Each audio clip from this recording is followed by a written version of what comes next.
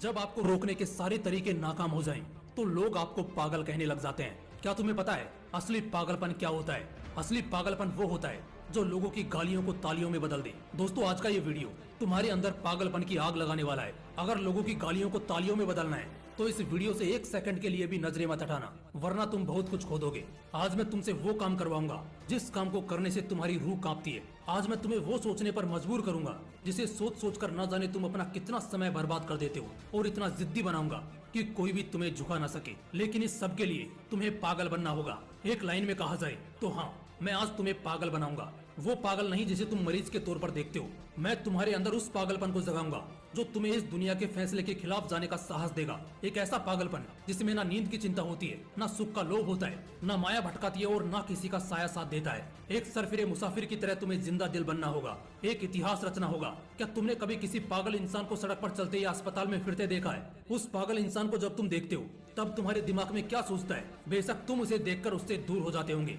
उसे छेड़ने की हिम्मत तो कोई नहीं करता, क्योंकि सबको मालूम है वो पागल है। उसे चाहे पागल बोलो, गधा बोलो, बेवकूफ बोलो या निकम्मा बोलो, उसे कुछ फर्क नहीं पड़ने वाला। ठीक इसी तरह जब तुम अपने कैरेक्टर में इतना पागलपन भर लेते हो तब तुम्हारी कामयाबी के रास्ते धीरे धीरे खुलने लगते हैं। तुम्हें दुनिया की बातों से, गालियों से या तानों से फर्क पड़ना बंद हो जाता है। तुम्हारा कोई इस्तेमाल नहीं कर पाता, तुम्हें कोई धोखा नहीं दे पाता। तुम्हें बस अब तुम्हारी मंजिल, तुम्हारा रास्ता नजर आता दिखाई देता है। जिस तरह एक पागल इंसान में दर्द को महसूस करने की बहुत कम क्षमता होती है, बिल्कुल ना के बराबर, ठीक उसी किस्म का पागलपन जब तुम्हारे अंदर होता है ना, तब तुम किसी भी चीज से नहीं डरते। ना तुम्हें रिया के लेटेस्ट रील से फर्क पड़ता है, और ना तुम्हें रात भर जागकर अपने काम को करने के तकलीफ से कोई फर्क पड़ता है। ना तुम्हें दिन से फर्क पड़ता है और ना ही देर रात से। अगर फर्क पड़ता है तो सिर्फ अपनी धुन से, जिसमें तुम खोए रहते हो। अपने सपनों को पाने के लिए समझदारी के साथ साथ पागल भी बनना पड़ता है। जो देखी है मंजिल, उसे पाने के लिए पागलपन दिखाना पड़ता है। मैं पूछता हूँ, क्या ये पागलपन सिर्फ आशिकी में दिखाना जायज है? क्या ये पागलपन नाजायज हरकतों को दर्शाने के ही लायक है? क्या पागलपन बस अपनों से लड़ने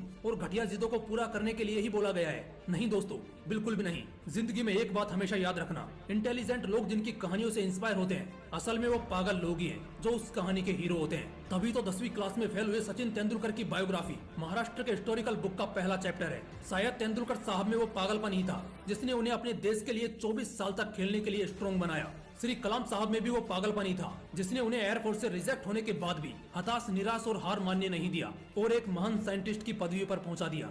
वैसे इन पागलपन के किस्सों में एक किस्सा तो सुनना बनता है जो आपकी आंखें खोल देगा। एक लड़का जिसे फुटबॉल का बड़ा शौक था, उसे एक दिन बहुत बड़ा फुटबॉलर बनना था, लेकिन वो दिल की बीमारी और पैर की कमजोरी से परेशान था। और जैसा कई सक्सेसफुल लोगों के साथ हुआ था, वैसे ही इसे भी डॉक्टर ने साफ कह दिया था कि ये लड़का कभी भी फील्ड पर नहीं उतर पाएगा, और अगर ऐसा हुआ तो ये मर जाएगा।